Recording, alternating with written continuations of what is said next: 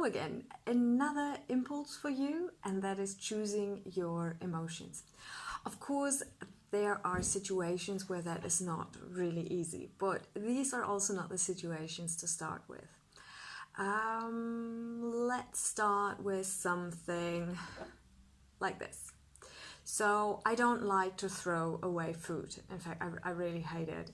And I have had this on my table already for a while, so it's turning yellow. So I will throw this away because it's salad and there can be things in there. So now I can decide how I'm going to feel about throwing food away. And of course I can be mad at myself. I can say, oh my gosh, why didn't you eat it earlier? You have had it sitting here on the table so many days. What is wrong with you, Alex? But I can also choose to say, okay, this is bad. I want to take care of myself and not feed myself with potential bad food, and I'm going to throw it away. And full stop. That's what I'm going to do.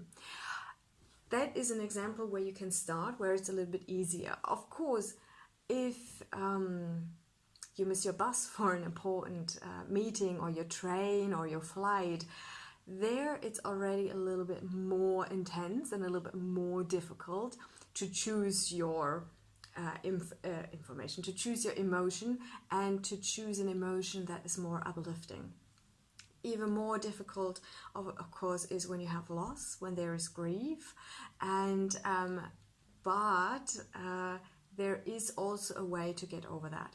But that is a little bit, well, a lot more advanced. It needs a lot of practice, and that's why I want to encourage you to just dip your feet into this perspective that you actually can choose your emotion, and that you start with small things to become aware of your emotions, like, oh my gosh, beating yourself up, I'm doing something I didn't want to do. And once you have your awareness, which is the first step, then you're going to change it. For me, I'm just going to throw this away. I'm going to keep the glass, but I'm going to throw this away. The poor rucola, it's empty, and I'm going to let go of the feeling that I failed to eat my salad on time.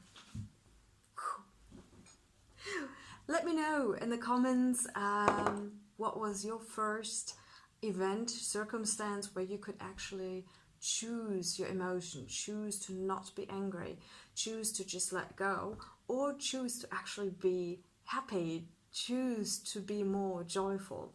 For example, if you usually don't celebrate, maybe you can choose to celebrate and embrace a little bit more joy in your celebration. Okay, food for thought. Bye.